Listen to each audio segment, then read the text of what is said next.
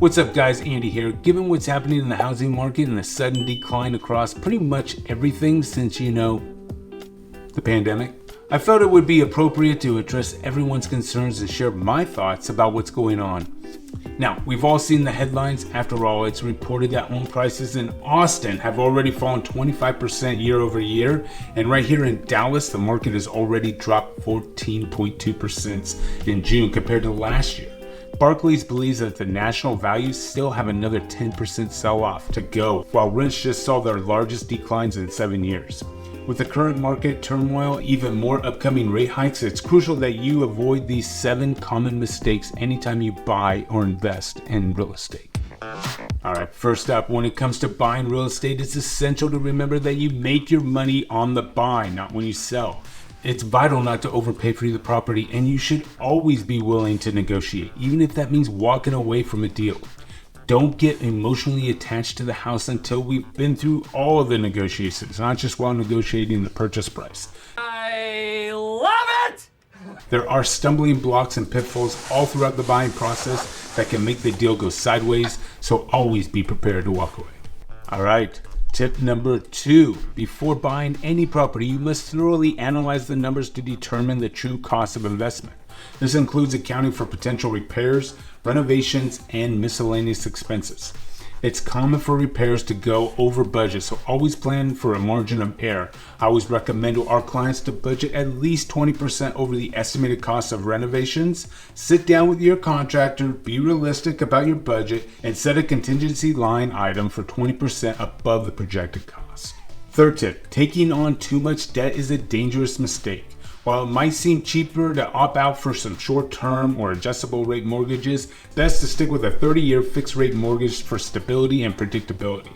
Look, I realize that interest rates are higher than they have been for years and prices are as high as well, but let's be realistic about your budget and stick with it.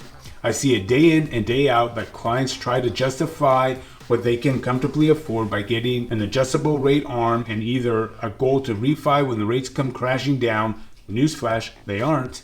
Or buying now with the expectation that that promotion that the boss has been dangling over your head for the last year and a half is going to actually happen this time.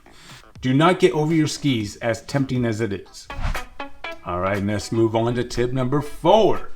Never buy real estate with money you need in the short term. Owning a property takes time to break even. Consider the buying, owning, and selling costs. Always plan to keep the property for at least 7 to 10 years to increase your chances of turning a profit. The appreciation that we saw during the pandemic is an outlier and not the rule. Look, we are headed back to a normal balanced market, and that's a good thing. The last thing we want our clients to do is move to Dallas and overspend on a house and get right back into the financial stress that may be a huge reason why you actually moved here to begin with. All right, now tip number 5. Ensure that you have enough cash saved up for repairs, vacancies, if you're an investor, and other unexpected expenses that may arise as a property owner. It's essential to maintain an emergency fund for each property to avoid getting into a financial trouble. And tip number 6, as a real estate investor, don't rush into accepting the first tenant who offers the most money. Instead, be picky and choose tenants who have clear expectations and communicate well. Picking the right tenant is more important than getting the highest rent.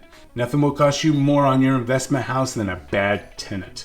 They can destroy the house and run up costs far more than that extra $150 a month they are willing to pay because of their bad credit or employment history. Take the time and do your due diligence. And last but not least, keep long-term investment perspective.